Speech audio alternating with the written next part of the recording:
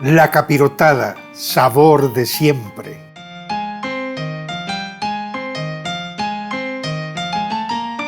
La capirotada es un elemento básico en la mesa mexicana durante la Cuaresma. Más del 50% de los mexicanos la disfrutan, generalmente habitando estados del centro y norte del país. Su origen es incierto. Algunos datos o fuentes hablan de Roma en el siglo IV o España en el siglo XII, mas las dos fuentes, para mí, inciertas. Son platillos salados y solamente las comparan tal vez por el nombre o porque son alimentos construidos por niveles.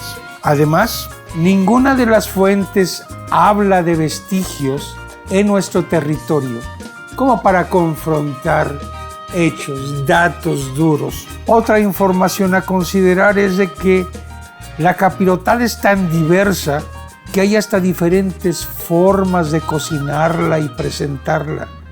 Algunos hacen su preparación sobre la estufa en las hornillas, en una cazuela de barro donde al momento de servir utilizan un jarabe líquido adicional al momento de servirlo.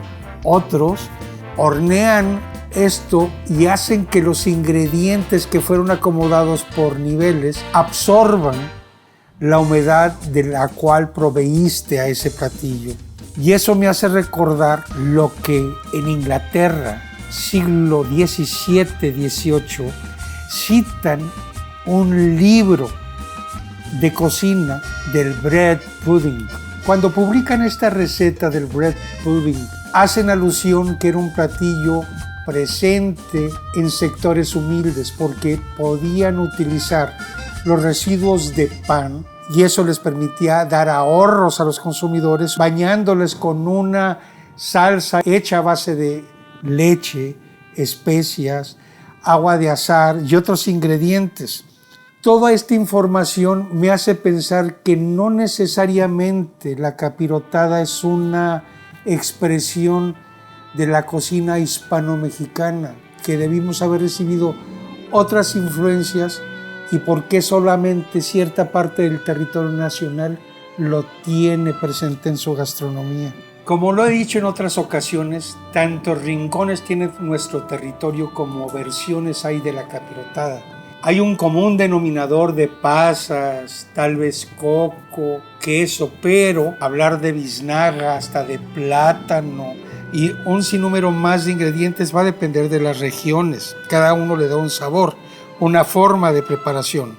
La nuestra, rebanadas de pan, que podemos llamarle en ciertas regiones pan francés, virote, bolillo, como le quieran llamar, secado durante 2-3 días, untado de mantequilla, cubierto por capas, las cuales fueron de alguna forma intercaladas con cacahuates tostados, con pecanas, con queso, con biznaga, con pasas, con arándanos, y bañados en una salsa elaborada con, que ahí es lo más interesante, tomatillos o tomate fresadilla, como ustedes lo consideren, piloncillo, un poco de cebolla, chile ancho, especias tales como canela, clavo, pimienta gorda, anís estrella, un ramillete de cilantro fresco.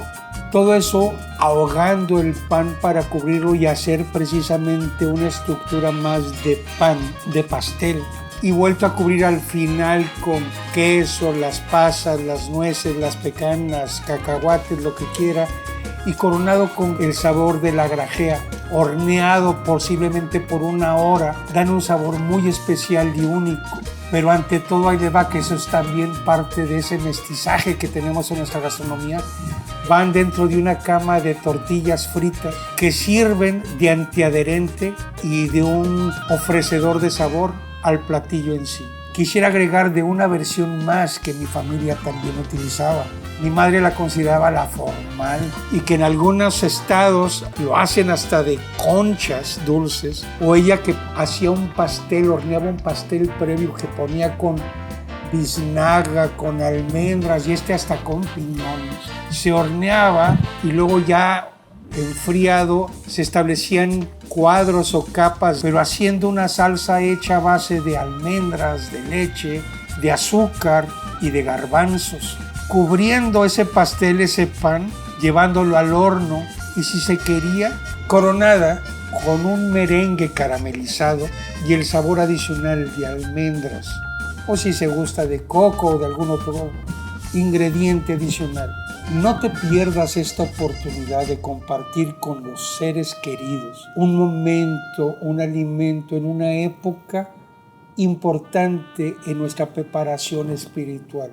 Estás compartiendo sabores que te traen recuerdos y tienen los sabores de siempre.